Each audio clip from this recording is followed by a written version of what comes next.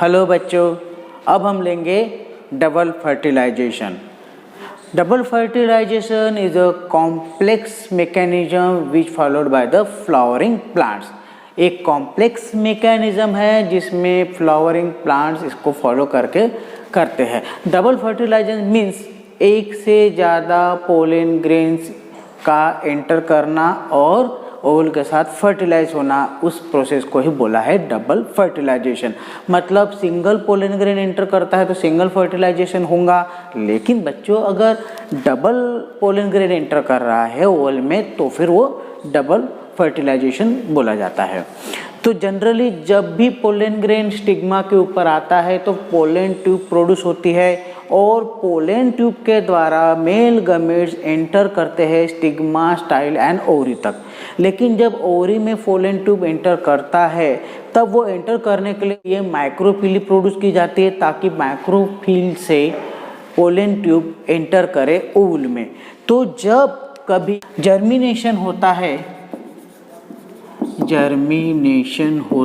है तब pollen tube enter करती है माइक्रोफिल से, उस प्रोसेस को बोला है पोरोगामी।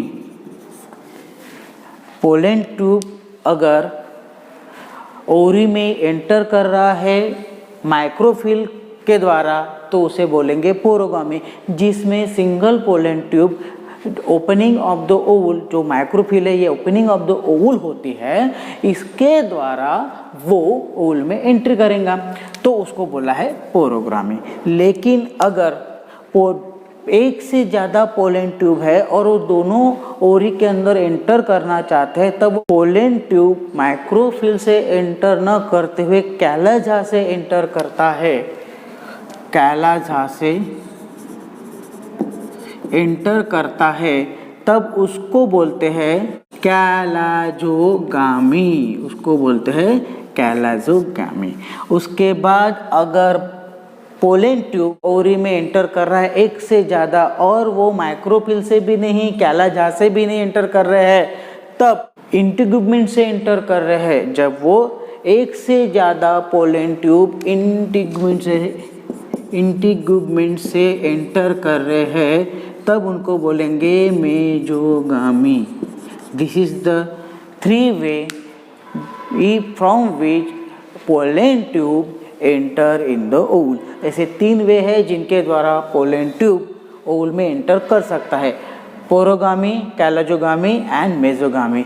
तो इस तरह के जब पोलन ट्यूब एंटर करते हैं ओवल में तो ओवल का जो न्यूक्लियस होता है, एग्स होता है, वो तो फर्टिलाइज होता है, लेकिन अगर उसके अंदर जो सेकेंडरी न्यूक्लियस होता है वो भी इन्वॉल्व हो जाए फर्टिलाइजेशन में और इनके द्वारा अगर दो न्यूक्लियस फर्टिलाइज हो जाए मेल गमेट्स के साथ तो उस प्रोसेस को ही बोला है double fertilization. Means both male gametes participate in the fertilization with eggs and secondary nucleus that known as the double fertilization। तो मैंने आपको बताया कि both male gametes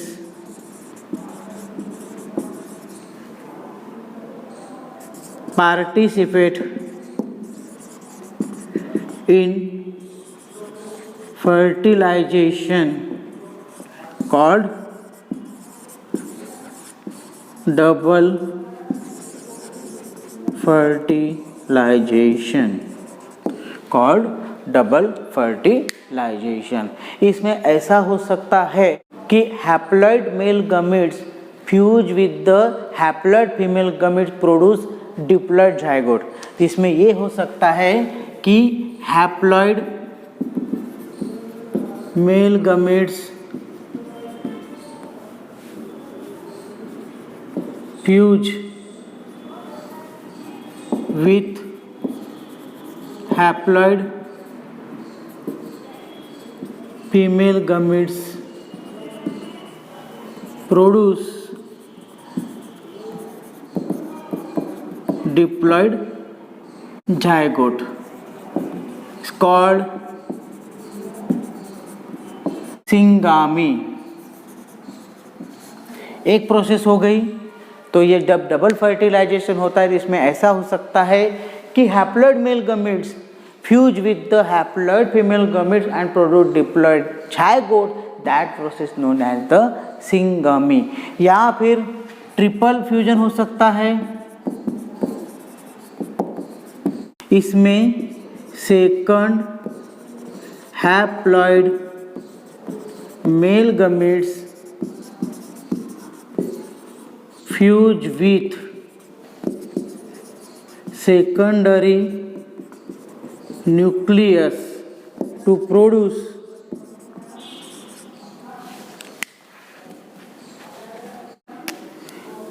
primary endosperm nucleus। इस तरह के दो प्रोसेस हो सकती है।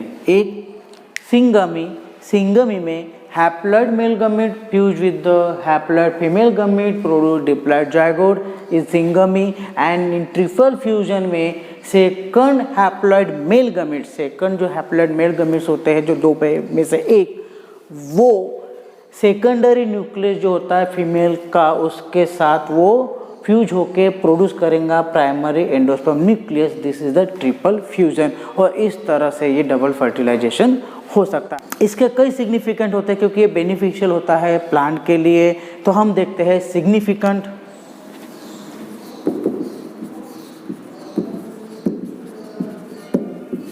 तो सिग्निफिकेंट में देखते हैं कि प्लांट अपनी सीड इन्वेस्ट करता है फूड स्टोर में जब एग इज फर्टिलाइज। एक यूनिक कैरेक्टर होता है प्लांट का। इस यूनिक कैरेक्टर फीचर्स में प्लांट जब एग को फर्टिलाइज करता है मेल गमीट्स के साथ तो अपने सीड को इन्वेस्ट करता है फूड स्टोर के लिए, ताकि वो फूड जमा करके रखे ग्रोथ करने के लिए एम्ब्रियो के। तो ये एक यूनिक सिग्निफिकेंट हो सकता है प्लांट के लिए डबल फर्टिलाइजेशन। सेकंड है डिप्लॉइड zygote प्रोड्यूस करता है new plant, which produce new plant. जो भी डिप्लॉइड zygote बनते हैं वो न्यू प्लांट प्रोड्यूस करते हैं, ये भी एक सिग्निफिकेंट हो गया। और number 3 triploid PEN primary endosperm nucleus produce होता है फॉर न्यूट्रिटिव वैल्यू, ये प्रोड्यूस होता है, ये इसका बेनिफिशियल है। नंबर 4 और ये रिस्टोर करता है डिप्लॉइड कंडीशन, रिस्टोर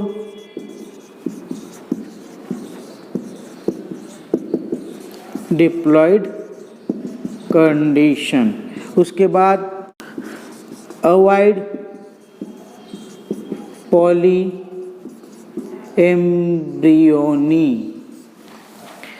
प्रोड्यूस होने के लिए अवॉइड कर सकते हैं। तो ये सिग्निफिकेंट है डबल फर्टिलाइजेशन के। जब डबल फर्टिलाइजेशन प्रोड्यूस इसलिए करते हैं कि एम्ब्रियो एक ही डेवलप हो, मल्टीपल एम्ब्रियो डेवलप होने के लिए वो अवॉइड करे।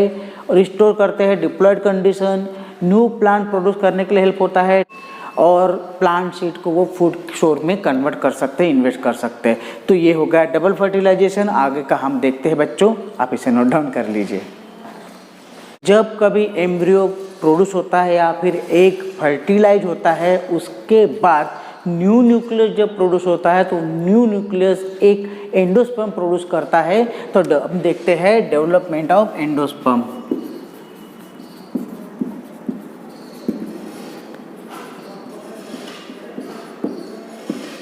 डेवलपमेंट ऑफ एंडोस्पर्म, नया जो न्यूक्लियस एम्ब्रियो प्रोड्यूस हुआ है उसके आजू बाजू में उसके एनवायरनमेंट के लिए एंडोस्पर्म प्रोड्यूस होता है।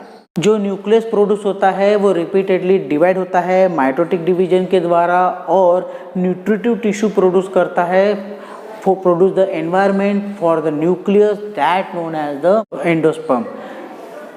The endosperm. तो इस तरह से एंडोस्पर्म प्रोड्यूस होता है। मतलब माइटोटिकली सेल डिवीजन होने के बाद एक तरह से न्यूट्रिटिव टिश्यू का प्रोड्यूस होना for the nourishment and environment of the nucleus that known as the endosperm. अब ये एंडोस्पर्म्स के सेल इतने ज़्यादा बन जाते हैं कि वो न्यूक्लियस के पूरे आजू बाजू में उसको एक तरह से एनवायरनमेंट प्रोड्यूस करने के लिए उसके बाजू जमा हो जाते हैं, ग्रुप फॉर्म करते हैं और उस तरह से एम्ब्रियो को डेवलप करने के लिए हेल्प करते हैं। तो ये हो गया एंडोस्पर्म। अब एंडोस्पर्म 3 तरह से प्रोड्यूस हो सकता है, 3 स्टेज में प्रोड्यूस हो सकता है। जैसे नंबर 1 पे nuclear type, second cellular type और थर्ड हेलोबियल टाइप। 3 तरह से एंडोस्पर्म प्रोड्यूस हो सकता है। तो फर्स्ट नंबर पे है न्यूक्लियर टाइप। तो न्यूक्लियर टाइप में जब एम्ब्रियो एंडोस्पर्म प्रोड्यूस करता है रिपीटेडली माइटोटिकल डिवीजन लेके नंबर ऑफ सेल्स प्रोड्यूस करता है, तब जब ये नंबर ऑफ सेल्स प्रोड्यूस होते हैं तो इनमें सेल वॉल प्रोड्यूस नहीं होता है और जो न्यूक्लियस है वो फ्री फॉर्म में होता है। तो सेल वॉल नॉट डेवलप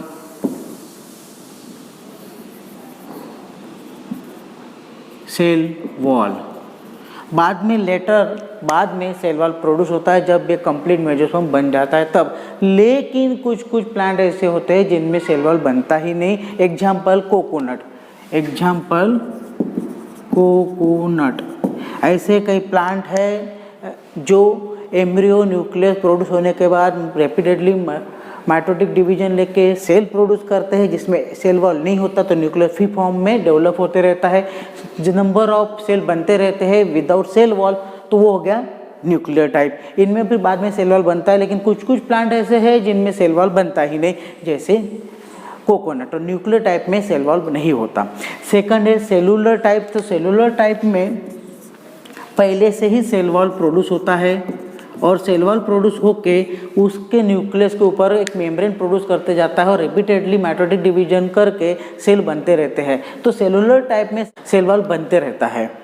इस तरह से स्टार्टिंग से ही सेल वॉल बनता है, इसलिए इसको सेलुलर टाइप में इंक्लूड किया हुआ है। देन है हिलोबिड टाइप।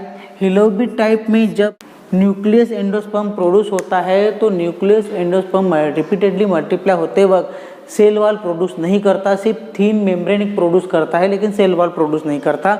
और बाद में फिर कंप्लीट सेल वॉल प्रोड्यूस हो जाता है। तो ऐसे इसको क्या बोला है, हेलोबिड टाइप बोला है। तो पहले सेल वॉल प्रोड्यूस नहीं होता, लेकिन एक मेम्ब्रेन थीन मेम्ब्रेन प्रोड्यूस होती है और बाद में वो कन्वर्ट हो जाती है एक कंप्लीट सेल वॉल में, डेवलप सेल वॉल में। इस तरह से ये 3 टाइप के एंडोस्पर्म प्रोड्यूस होते हैं ड्यूरिंग एम्ब्रियो डेवलपमेंट। इसके आगे हम देखते हैं बच्चों डेवलपमेंट ऑफ एम्ब्रियो। इसके आगे देखते हैं हम डेवलपमेंट ऑफ एम्ब्रियो।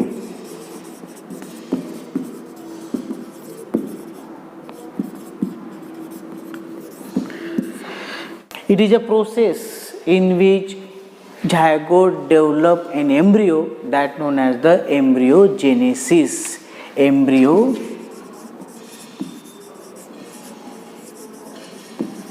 एम्ब्रियोजेनेसिस। जब जायगोट एम्ब्रियो में डेवलप होता है उस प्रोसेस को एम्ब्रियोजेनेसिस बोलेंगे, यहाँ पे डेवलपमेंट ऑफ एम्ब्रियो बोलेंगे। जब एम्ब्रियो डेवलप होता है ओवरी के अंदर, तब उसका डेवलपमेंट जो होता है वो माइक्रोपिलर एंड में होता है। Development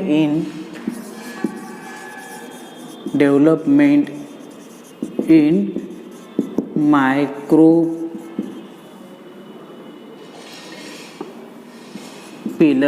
and. Development in micropylar and, इसमें एम्ब्रियो ग्रोथ होता है माइक्रोपिलर एंड में। लेकिन जब ये फॉर्म प्रोड्यूस करता है तो फॉर्म 2 सेल्डेड प्रो एम्ब्रियो। जब ये डेवलप होता है तो वो 2 सेल्डेड प्रो एम्ब्रियो प्रोड्यूस करता है ओवरी के अंदर। तो इस तरह से ये डेवलप होते रहता है। जब ये डेवलप होता है तब ये 2 सेल प्रोड्यूस करता है, एक लार्ज सेल्स जो मैक्रोफिल की तरफ ग्रोथ होता है उसको बोला है सस्पेंसर इनिशियल, और एक स्मॉल सेल प्रोड्यूस करता है जो कैलाजा के तरफ डेवलप होता है, उसको बोला है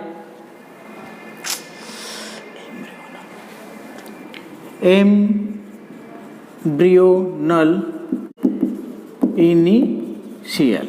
इस तरह से दो सेल प्रोड्यूस होते हैं एम्ब्रियो में। एक होता है लार्ज सेल जो माइक्रोफिल की तरफ ग्रोथ होता है, प्रोड्यूस होता है, उसको बोला है सस्पेंसर इनिशियल। दूसरा कैलाजा की तरफ बढ़ता है लेकिन वो स्मॉल होता है, उसको बोला है एम्ब्रियोनल इनिशियल। इस तरह से एम्ब्रियो का फर्टिलाइजेशन होने के बाद जब एम्ब्रियो ग्रोथ होता है तो एंडोस्पर्म प्रोड्यूस होता है। एंडोस्पर्म प्रोड्यूस होने के बाद दो अलग अलग सेल प्रोड्यूस होते हैं, लार्ज सेल और स्मॉल सेल। उसके बाद सस्पेंसर सेल अपने आप को डिवाइड करता है ट्रांसवर्सली और 6 to 10 number of sales produce करता है और वो माइक्रोफिल की तरफ ग्रोथ हो जाते हैं। वो सस्पेंसर सेल एम्ब्रियो को पुश करते हैं एंडोस्पर्म के तरफ। इस तरह से एम्ब्रियो डेवलप होता है एंडोस्पर्म के बीच में। उसके बाद embryonal cells successively mitotic cell division करता है और माइटोटिक सेल डिवीजन करने के बाद embryonal initial produce mitotic cell division and hypocotyl and radical and upper tier form plumule and cotyledon। जब एम्ब्रियोनल इनिशियल डेवलप होता है, माइटोटिक सेल डिवीजन लेता है। माइटोटिक सेल डिवीजन लेने के बाद वो इस तरह से हाइपोकोटिल, रेडिकल, प्लूमूल एंड कोटिलिडॉन जैसे सेल प्रोड्यूस करता है एम्ब्रियो सैक के अंदर। जब ये सेल डेवलप होते हैं तो ये एनलार्ज होके जाते हैं और एनलार्ज होने के बाद एक तरह से सेल डेवलपमेंट का काम करते हैं, एम्ब्रियो को ग्रोथ करने में हेल्प करते हैं। और इस तरह से एम्ब्रियो डेवलप होते रहता है और after complete development ovule transfer into seed and ovary into fruit। तो इस तरह से एम्ब्रियो डेवलप होते रहता है और जब कंप्लीट डेवलप होने के बाद ओवुल का कन्वर्सन सीड में हो जाता है और ओवरी का फ्रूट में। तो अब हम देखते हैं बच्चों development of seed and fruit. Development of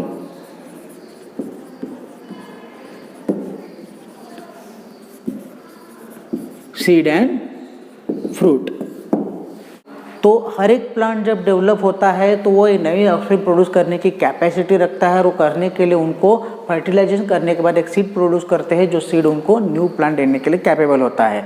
तो जब भी कोई सीड प्रोड्यूस होती है तो सीड ओवुल के अंदर जो इंटीग्यूमेंट होता है, integuments convert into seed coat.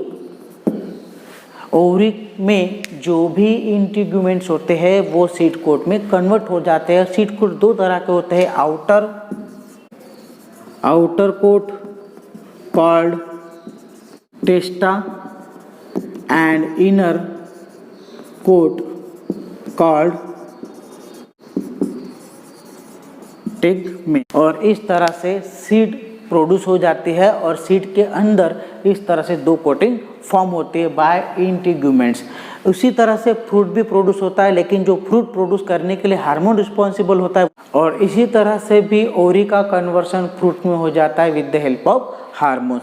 तो जो फ्रूट प्रोड्यूस होता है वो इनिशियल स्टेज के बाद पेरिकैप लेयर प्रोड्यूस करता है और पेरिकैप लेयर के से फिर फ्रूट में कन्वर्ट हो जाता है with the help of hormone. तो इस तरह से फ्रूट और हार्मोन डेवलप होता है। अब हम देखते हैं कि इनके सिग्निफिकेंट क्या है। तो इस तरह से फ्रूट और सीड डेवलप हो जाती है, तो इसके भी कई सिग्निफिकेंट होते हैं। देखते हैं significant of fruit and seed. Number 1, fruit fruit provide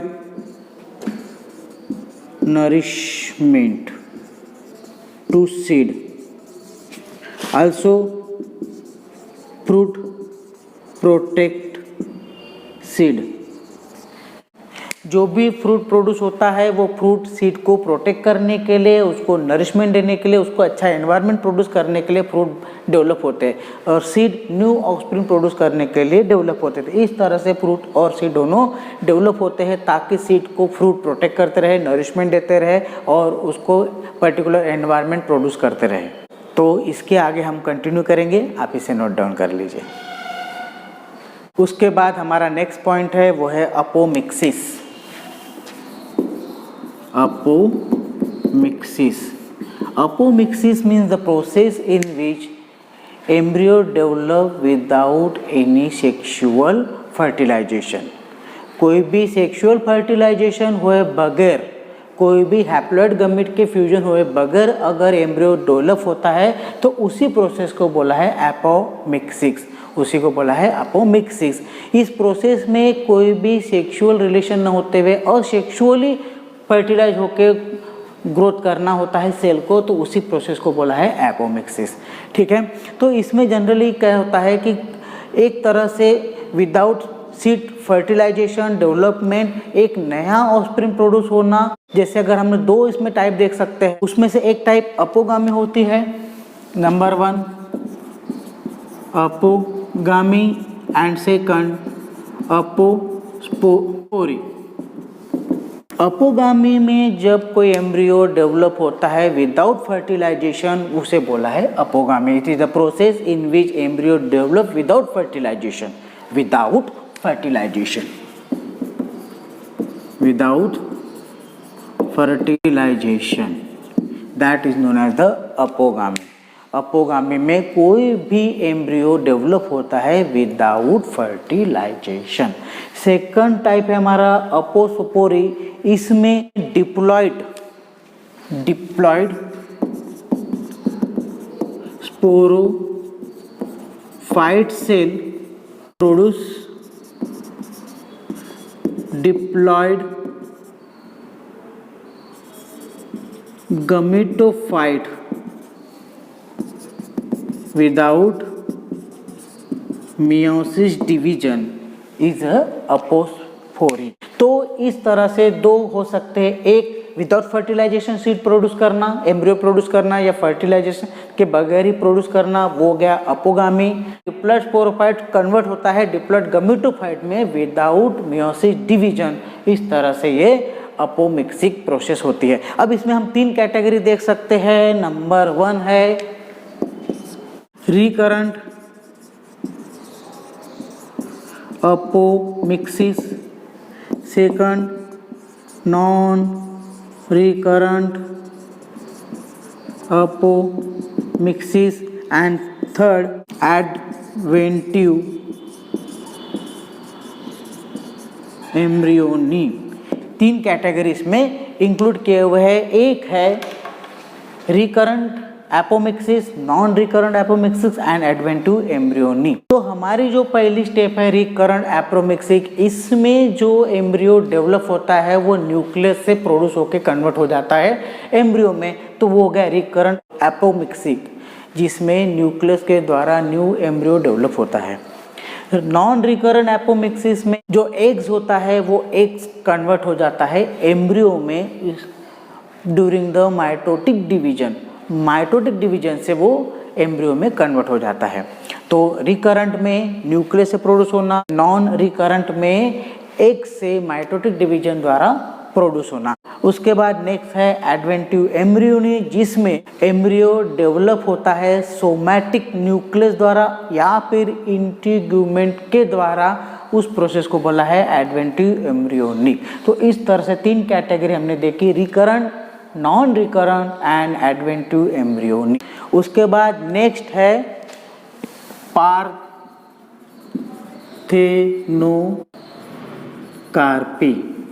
In this process, fruit develop without fertilization.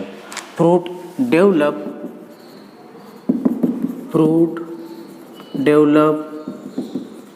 without fertilization. In this process fruit develop होता है विदाउट फर्टिलाइजेशन। उसके बाद है पॉलीएम्ब्रियोनी।